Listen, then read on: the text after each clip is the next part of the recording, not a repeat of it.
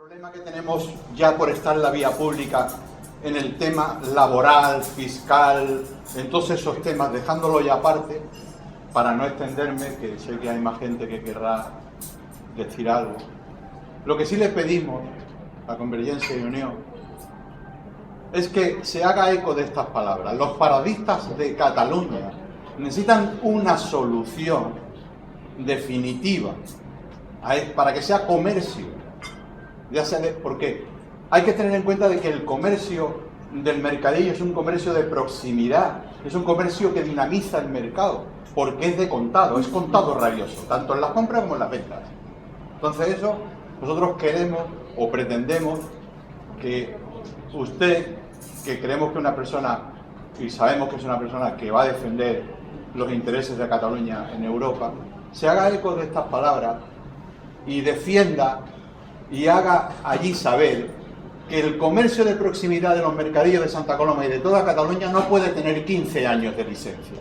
Tiene que tener una licencia acorde con el mercado, acorde con el comercio en general. Solamente después pues volver a agradecerle sus palabras y que nos haya hecho compartir con todo el comercio de Santa Coloma. Muchas gracias y buenas tardes.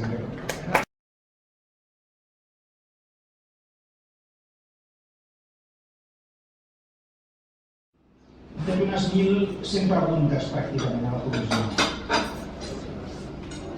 No me les he inventat jo, han sigut de gent com vosaltres que heu vingut a veure. El que passa que si la Comissió Europea respon una cosa que no ens agrada, jo us convido a que, ara que hi haurà una nova Comissió Europea, tornem a preguntar. És a dir, la Comissió Europea jo l'he vist canviar d'opinió moltes vegades.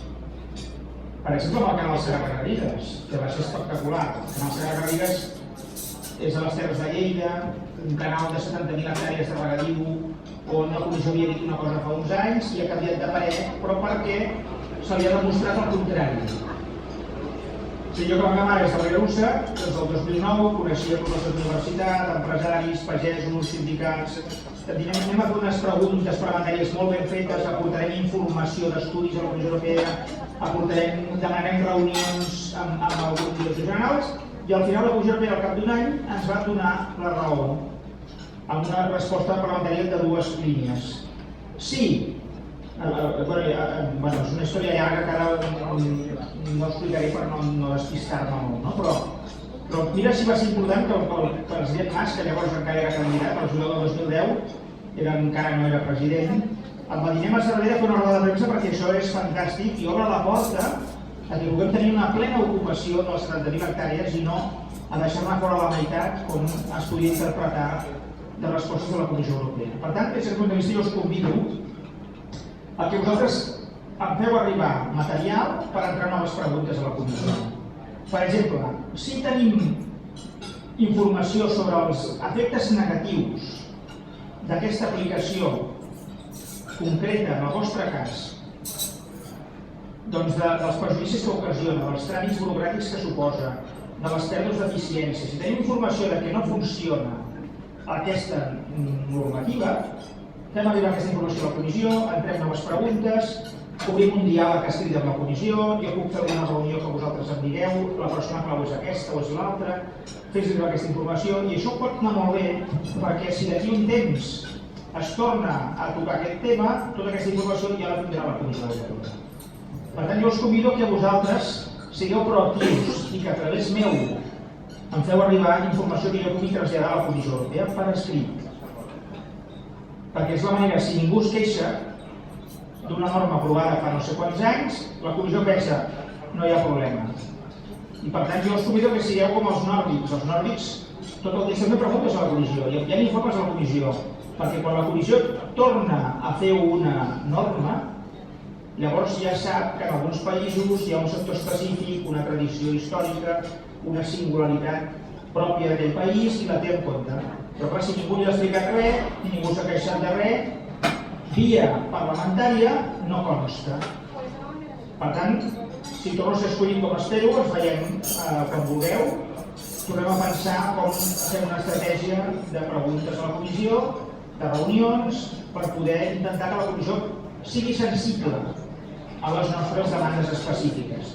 I us podria posar molts exemples de moltes normes que la Comissió ha canviat quan tu li has demostrat que els efectes són negatius sobre allò que s'ha legislat en contra del que s'esperava. Per tant, jo us convido que siguem en plural a través del govern de la Generalitat, que té sensibilitat, que amb el mínim cost per nosaltres podem fer arribar aquesta informació a la Comissió Europea. Llavors enllaço també amb la resposta del model comercial. Jo vaig arribar el 2009 i dels primers debats que va haver al Parlament Europeu va ser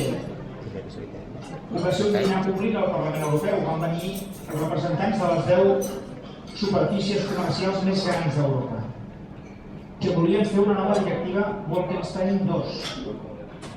Per què? Perquè deien, hi ha països com l'estat espanyol o Alemanya on hi ha governs regionals que tenen competències sobre el model comercial i que limiten la infinita implantació de grans superfícies. Jo vaig anar la primera setmana, recordo els primers debats que vaig anar, un dinar, van venir els Things Retailers, que es diu en anglès, Carrefour, Tesco, tots els grans, i el nou Parlament Europeu, nova directiva, perquè hi ha governs on, perquè els votants volen, i tenen una preferència concreta, es combina el comerç de proximitat amb les superfícies grans només fora del municipi. I han fracassat. Aquelles grans companyies no han trobat en aquests 5 anys complicitat dels diputats ni de la Comissió per llançar una altra directiva que fos dolenta. Per tant, la Comissió sap que aquesta és una competència regional i que si a Catalunya ja segueixen havent-hi governs sensibles, en principi, des d'Europa no hi ha la voluntat d'imposar res, no sé si fora l'estat espanyol és una altra història, això serà a Madrid, llavors. Però això la Comissió Europea i el Parlament Europeu té una sensibilitat especial molt important. Llavors hem tornat al tema català una mica, i jo he de dir que el Parlament Europeu no votarà la independència de Catalunya.